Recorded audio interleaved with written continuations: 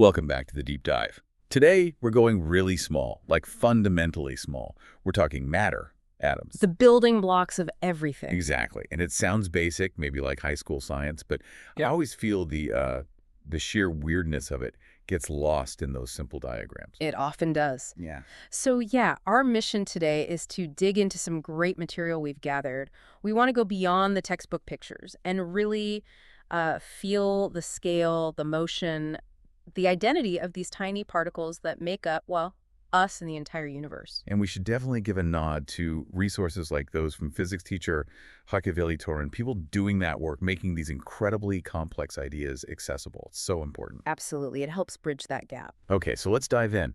The sources suggest this kind of shrinking exercise, almost like Alice going down the rabbit hole. You zoom past what you can see, even with a normal microscope. Right down to the submicroscopic. You look at your coffee cup or anything solid. And it feels solid, continuous. But it's not. It's this vast collection of particles. And the key thing is they are never still. Not ever. That constant movement. Like how Robert Brown comes in, right? Sure. Back in 1827. Yeah, with Brownian motion, he was just looking at pollen grains in water under a microscope. Yeah. Simple setup. And he saw them. Jiggling, just randomly moving about. Exactly, this erratic zigzag dance. And the crucial part is he couldn't see what was causing the jiggling. It wasn't currents, it wasn't vibrations he could detect. So the leap was something invisible must be hitting them. Precisely. It had to be countless, much smaller, unseen particles, the atoms and molecules of the water constantly colliding with the larger pollen grains, unevenly from all sides. That was the only explanation that fit. Wow. So he's seeing the effect of atomic energy made visible? That's a huge step. It basically says, yep, atoms are real and they're busy. It really solidified the idea. And from there, well, the models started evolving fast. You had Dalton thinking of them as tiny solid balls. Then Thomson finds the electron, the plum pudding idea. Then Rutherford does his gold foil experiment and finds the nucleus, this tiny, dense core. Suddenly, the atom is mostly empty space. It blew the old models away. And even the Bohr model, the one we often see with electrons in neat orbits. It's a useful simplification, a necessary one maybe, to visualize it. But the quantum reality is, well, a lot stranger than neat little planets orbiting a sun. Okay, you mentioned empty space. If these atoms are always moving, how much space are we actually talking about? Because the comparisons I saw, they're kind of staggering. They really are. One source puts it like this. Think about the size difference between a single atom and, say, a tiny drop of water. Okay. That difference in scale. It's roughly the same as the difference between that single atom and the entire observable universe. Wait, hang on. Atom to water droplet is like atom to cosmos? Pretty much. It tells you that matter, even solid stuff like, this desk, is overwhelmingly empty space. Deeply weird. It doesn't feel empty. Our perception is all about the forces holding it together in that constant motion. But yeah, mostly void. And the numbers, they just reinforce it. Like 100 grams of water, just a small glassful, contains something like 10 to the power of 25 atoms. That's a 1 followed by 25 zeros, $1025. And every single one is constantly moving. Yeah. Vibrating in solids, zipping around in liquids and gases. Constantly. Which leads to another really cool idea. Atom recycling. Ah, right. The idea that these particles are ancient. Incredibly ancient. The atoms in your body right now, most have been around since the Earth first formed. Some of the heavier ones were forged inside stars billions of years ago. So we're just borrowing them, like temporary arrangements of stardust. Exactly. You're a custodian for a few decades. And because atoms are constantly being exchanged, you breathe them in and out, you eat, you shed skin cells. You're swapping atoms that could have been part of, well, anything or anyone. Right. Pretty much. Atoms that were part of dinosaurs or historical figures or rocks on the other side of the planet. It creates this amazing, tangible connection to everything across all of time. That completely changes how you think about yourself. Not as separate, but as this flowing part of a much larger, older system. That physical connection is maybe the biggest takeaway here. Okay, so let's zoom back in. Inside the atom. We said mostly empty space. But there's that tiny, dense center.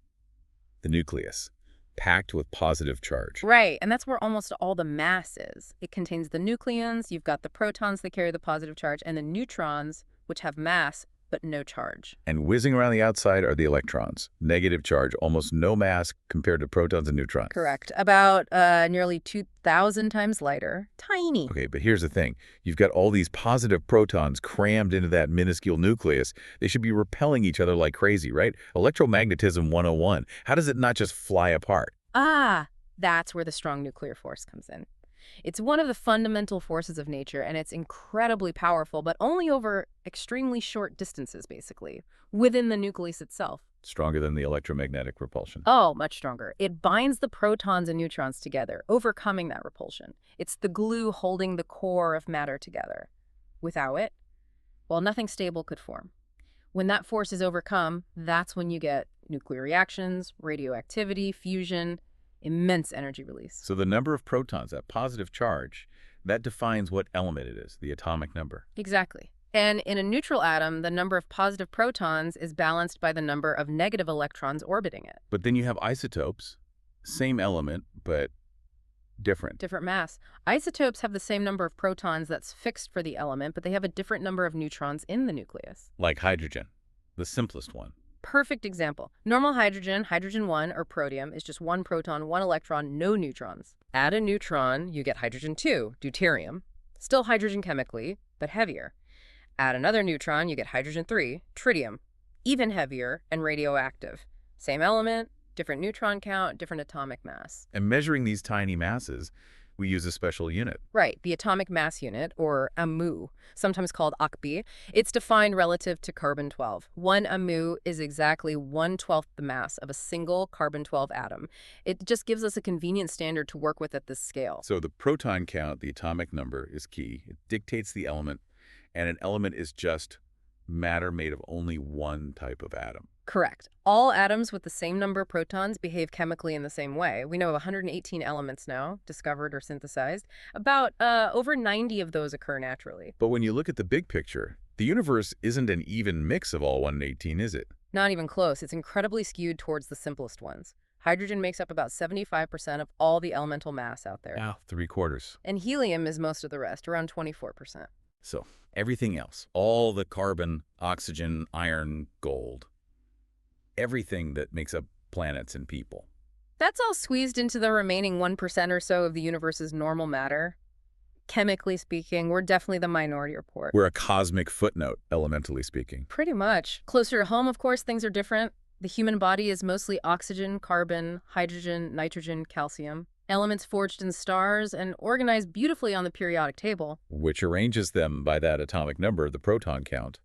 And you can see trends just by looking at it, right? Like how atoms tend to get smaller as you go across a row. Exactly. It encodes so much information about how elements relate and react.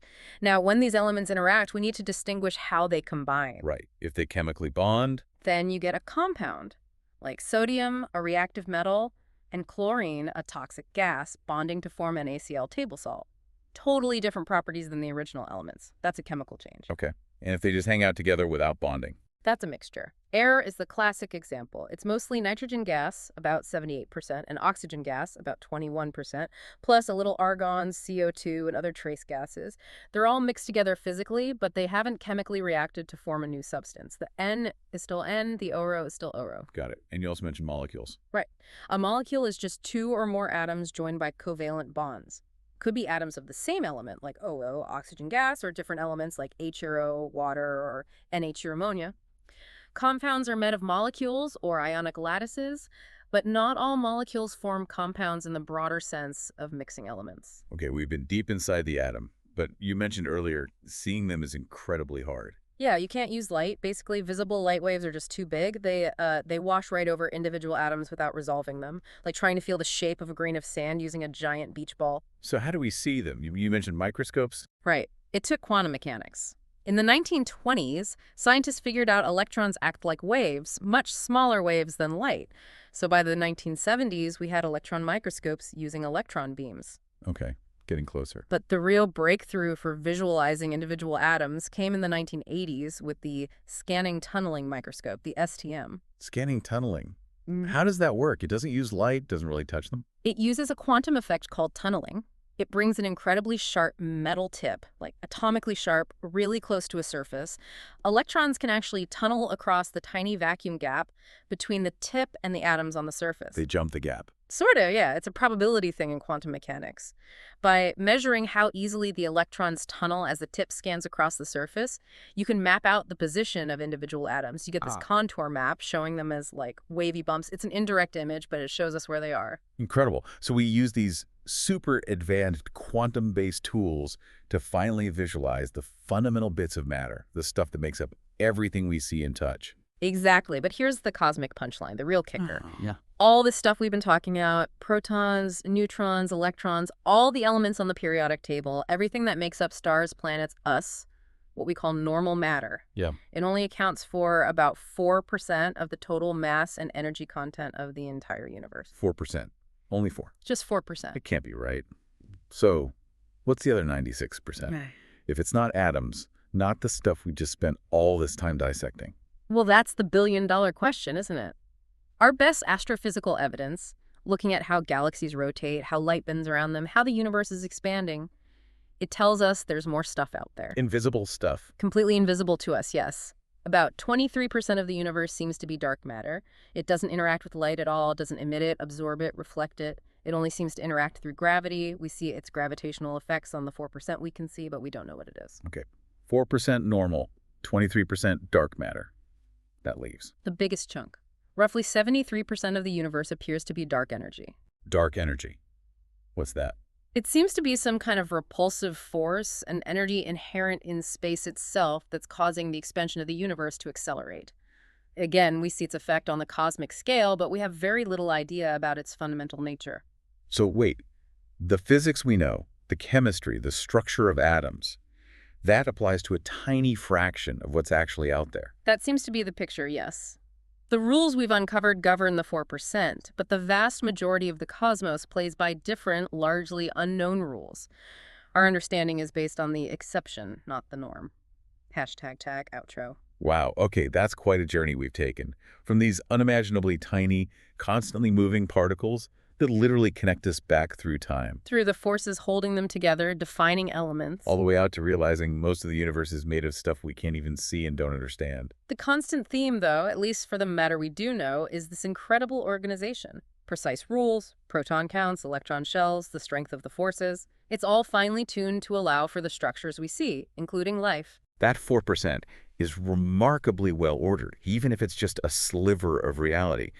We are, as you said, these temporary custodians of ancient recycled atoms, organized in very specific ways. Yeah. So maybe here's a final thought to chew on, something to mull over. Okay. If everything you are, your body, your thoughts, your history, is encoded in the specific arrangement of recycled atoms, and if that kind of matter is only 4% of everything, what does the existence of the other 96%, the dark matter and dark energy, imply? Does it limit what's possible for normal matter? Or could there be entirely different kinds of organization, maybe even information or complexity, operating under those unknown rules in the vast majority of the cosmos? That is a big question. Makes you look at everything a bit differently. Something Yeah. to think about indeed. Okay, that's our due time for today. Thanks for joining us. Always a pleasure. We'll talk to you next time.